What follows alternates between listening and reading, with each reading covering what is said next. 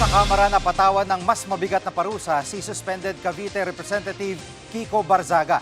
Live mula sa Batasang Pambansa, nangunguna sa balita si News 5 House Correspondent Marian Enriquez. Marian, bakit gustong patawan pa ng mas mabigat na parusa si Congressman Barzaga?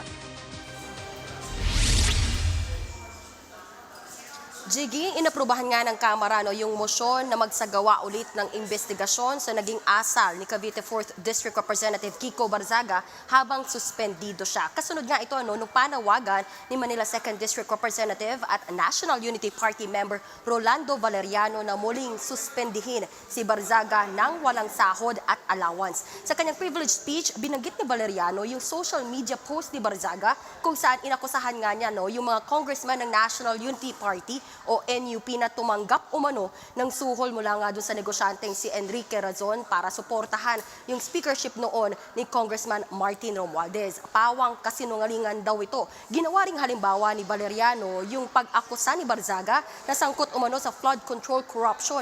Itong yumaong si Antipolo Representative Romeo Acop. Pakinggan natin itong pahayag ni Congressman Rolando Valeriano.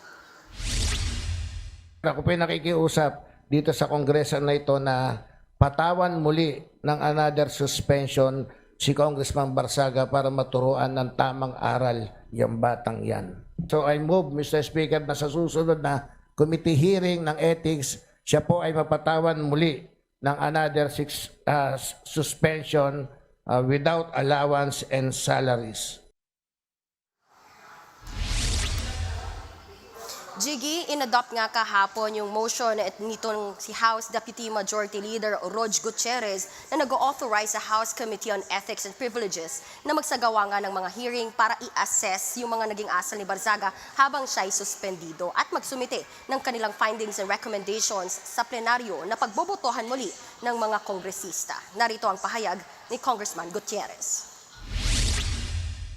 First, to conduct a thorough assessment on the conduct of the respondent member, Mr. Francisco Barzaga, during the period of his suspension. Second, to require the respondent member to the case, Mr. Barzaga, to appear in the hearing of the committee.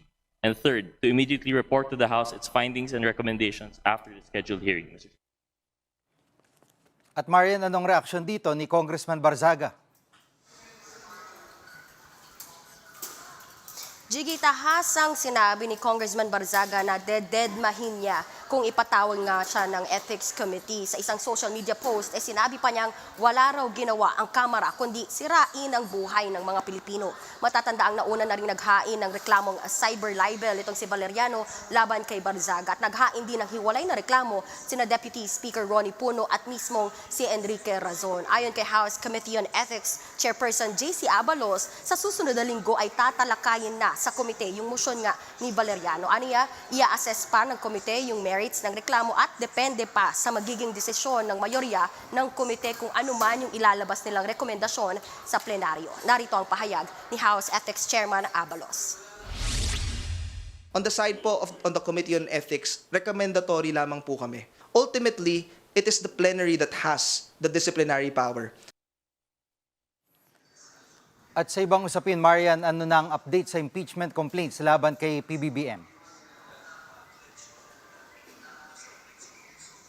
Jiggy, kinumpirma ni House Committee on Justice Chairperson Jervy Luistro na gugulong na ang deliberasyon sa impeachment complaints laban kay Pangulong Bongbong Marcos sa Lunes po yan, February 2. Iko-consolidate muna yung dalawang reklamo at saka tutukuyin kung sufficient in form and substance ito. Yan muna ang latest dito sa Kamara. Balik sa'yo, Jiggy. Yan ang ulat ni Marian Enriquez live mula sa Batasang Pambansa. Mga kapatid, Jiggy Manikad po. Pagdating sa mahalagang balita sa loob at labas ng bansa, dapat una sa lahat, mag-follow at mag-subscribe na sa social media pages ng News 5.